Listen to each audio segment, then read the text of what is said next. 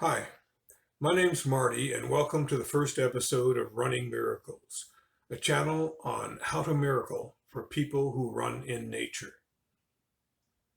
If you know someone who jogs outdoors in parks or other wilderness, then please share this with them. 6 months ago, I was still running up and down mountainsides. Today, I can't even stand up long enough to record this video. I'm aging out fast from being able to run just when I was starting to hit my stride in making amazing things happen while jogging. The basic premise in the series is that by applying specific positive meditative thoughts to the physical uplift of a hard pumping heart, lungs, arms, legs, epinephrine, endorphins, momentum, and literal inspiration, some amazing things can happen. It really works. I'm no one special. I'm an ordinary guy who's into positive words, who has stumbled onto something remarkable. I'm reasonably certain anyone can do it. So, with considerable chagrin, to you from failing hands I throw the torch, be yours to hold it high, that you might take these energized thought experiments to where I no longer can. The first story is about changing the weather and flying like a bird. I've only tried changing the weather 3 times, so they all could just be coincidences. But it's 3 out of 3 so far, and that seems pretty remarkable to me. The first time that I tried changing the weather was during the spring of 2011, the night before out-of-town guest speaker John Van Auken was scheduled to speak. It rains a lot in the lower mainland of Vancouver because it's literally a rainforest, and rain was pouring the night before the event.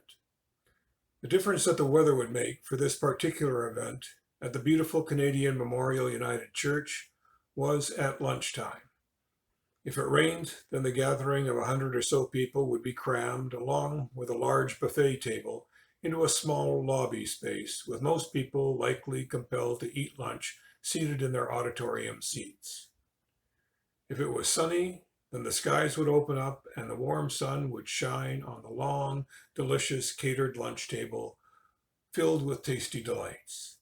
This in the middle of a beautiful courtyard garden with ample room, resplendent in the lush, blooming, vernal, floral verdancy that living in a rainforest can provide. The next day's forecast, however, was for rain, as I watched the old Patton movie on TV. General Patton, portrayed by George C. Scott, was faced with a similar forecast of heavy rainfall, with the resulting mud likely bogging down his coming troop movements. He prayed in earnest for God to provide them sunny weather. Against all odds, he got it. So I figured that, having nothing to lose, if God would provide nice weather for the warring Third Army, then maybe he might shed grace equally upon a beneficent little spiritual gathering. So like George Patton, I too prayed in earnest for fair weather the following day. The beautiful lunch was the most popular thing about the day in the follow-up comments, and even the guest speaker, John, when asked for a comment, said that it had been a wonderful occasion for fellowship.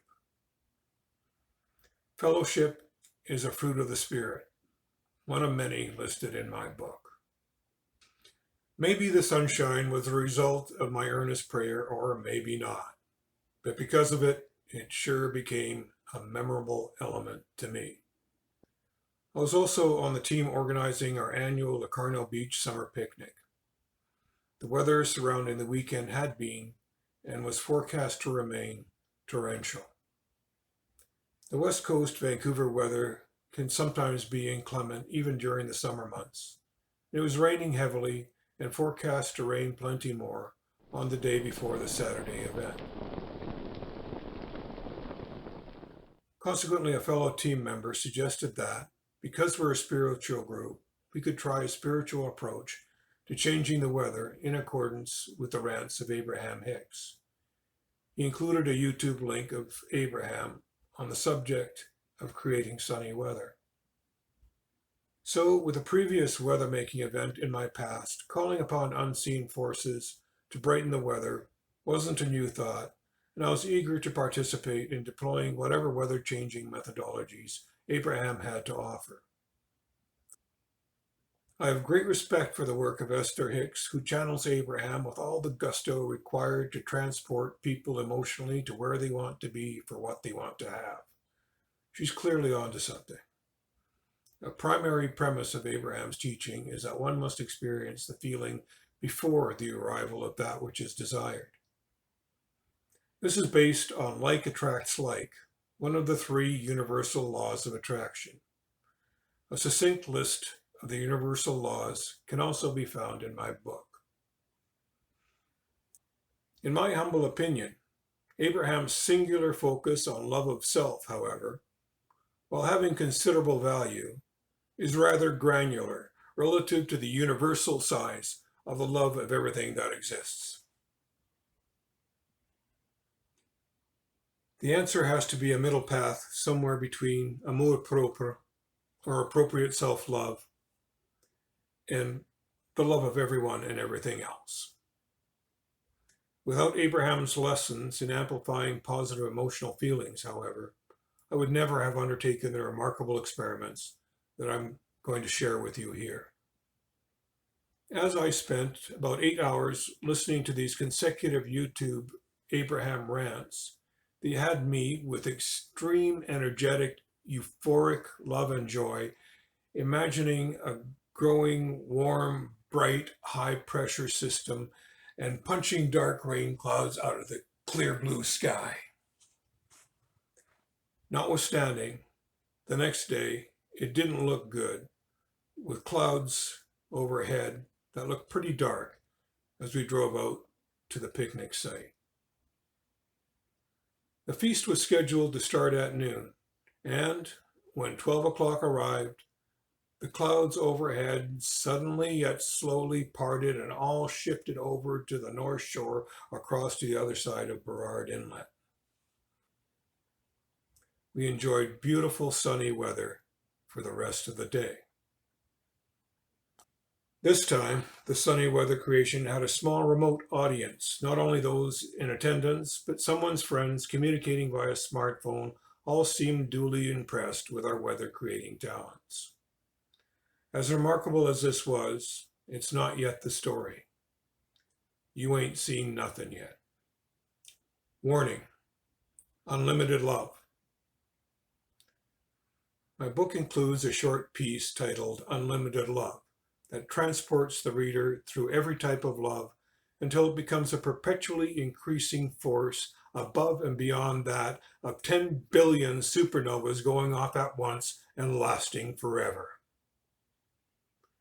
When I talk about contemplating love while running, this is the height that I try to achieve. It was my custom at this annual picnic to go for a jog from Locarno through Jericho beaches, around the lagoon, down the old airfield road in the trees, across a field and back to our picnic site. On several occasions, the date of our summer picnic has coincided with the annual Brockhouse celebration on the far east side of Jericho Beach, and I visited it during my jog each time. The Brockhouse Society is a large, beautiful heritage waterfront facility for seniors in Vancouver. This was one of those days, and it was my happy privilege once again to attend their party right at the halfway point in my jog. I thoroughly enjoyed their many displays, Bavarian dancers, and the surreal sounding band around the back playing a sort of slow motion, drunken sounding Dixieland. It was wonderful, but that still wasn't the best part of the story. You ain't seen nothing yet. The most remarkable thing that happened was when I was jogging the long diagonal path across a field nearing our picnic site on return. A flock of swallows were aerobatically square dancing at the base of a short, steep downhill onto the field.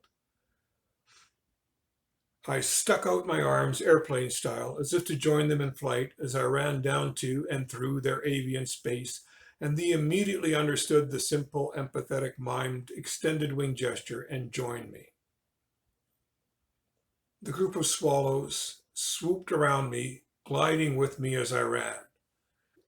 There I was, 2 weeks before my 60th birthday, running across a field with my arms stuck out airplane style, as if I were a 7-year-old boy on a schoolyard at recess. The small group of swallows stayed with me, beautifully, acrobatically, happily flying beside me, performing aerial stunts all around as I ran along, arms out, feeling with them the intense love, joy, and happiness powerfully pumping from my heart, lungs, and with my arms and legs.